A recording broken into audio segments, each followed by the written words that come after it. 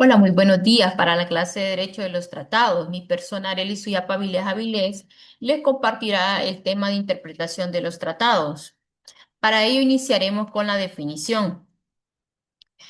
La interpretación del tratado es el proceso mediante el cual se determina el sentido y el alcance de un acuerdo internacional para garantizar su correcta aplicación y pues respetar la voluntad entre las partes. ¿A qué me refiero con esto?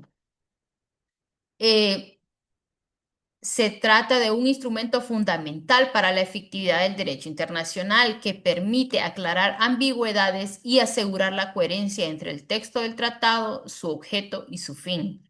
La interpretación busca que los estados cumplan con sus obligaciones de buena fe y que el tratado cumpla su función reguladora en el ámbito internacional.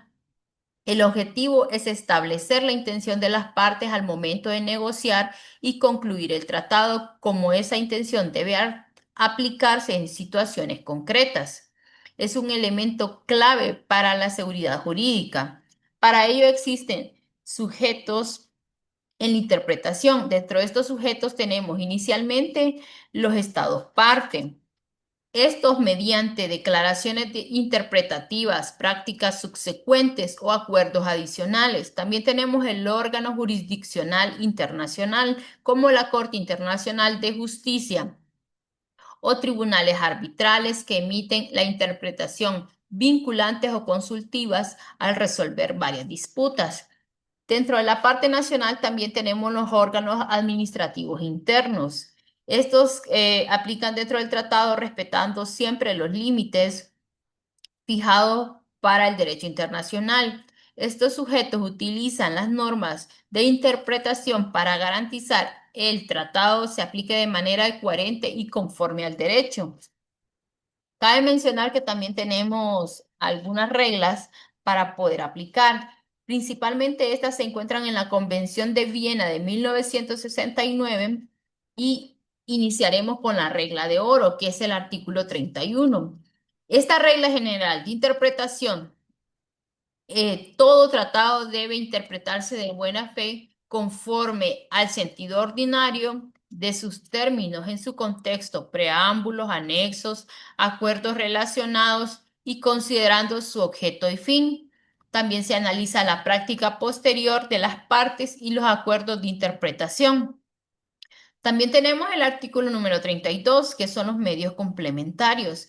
Cuando la interpretación en el artículo 51 deja un vacío o hay ambigüedad, se puede usar los trabajos preparatorios y circunstancias de la celebración para aclarar el sentido. Para ello, les quiero hacer mención de algunos casos donde se utilizó la interpretación para aclarar conflictos o controversias. El caso número uno es la controversia litrófe marítima y terrestre entre Ecuador y Colombia. Aquí el problema de interpretación, la controversia ante la Corte Internacional de Justicia giró en torno a la interpretación y alcance de los tratados históricos, principalmente el Tratado Muñoz-Bernaza de 1916 y el Convenio de Limitación Marítima de 1975. Colombia solicitó a la Corte Internacional de Justicia que estableciera que Ecuador había violado el derecho internacional al desconocer el límite marítimo ya establecido.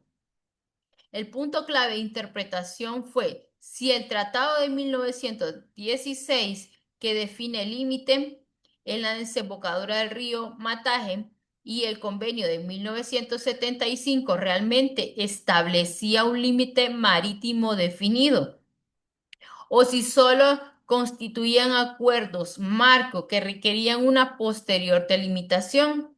La Corte Internacional de Justicia tuvo que aplicar el artículo 31 analizando el sentido corriente de los términos como límite marítimo y el contexto de la práctica posterior de las partes para poder solventar esta problemática.